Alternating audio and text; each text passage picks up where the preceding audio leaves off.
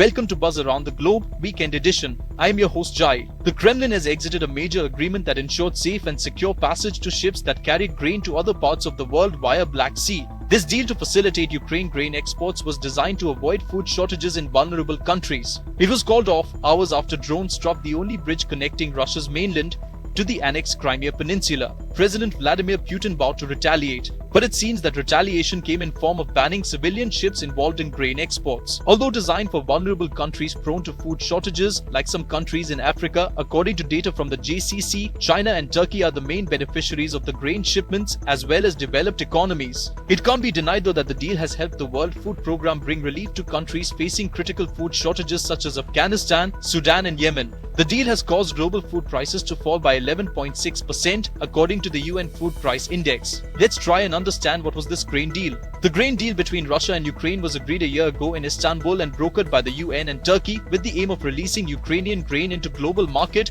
and halting the rise of food prices. Under the first part of the agreement, Moscow promised not to attack cargo ships carrying Ukrainian grain out of Black Sea ports, while Turkey and the UN undertook to inspect the ships' cargoes. The second part of the deal exempted Russian agricultural and fertilizer exports from US and EU sanctions. Since then, about 32 million tons of grain worth $9 billion has left Ukraine for countries including China, Spain, and Turkey. Coming back to the present, the withdrawal of Russia from the deal had a limited impact on international wheat prices, which are down by nearly a quarter from 1 year ago. But if the limbo continues, then there can be a significant impact on global food security. Ukraine is one of the world's largest exporters of wheat, corn, and sunflower oil, and the blockade of its ports had earlier led to a sharp increase in global food prices. To get an idea of how the war impacted the prices, take a look at this graph of wheat prices in America. As you can see, the only sharp rise in the prices is observed in February 2022 when the war starts. The price shown is in US dollars per bushel. The price on February 21st was $8.53. But after the war began, prices started rising. On the 28th of February, the price went up to $12.09 per bushel.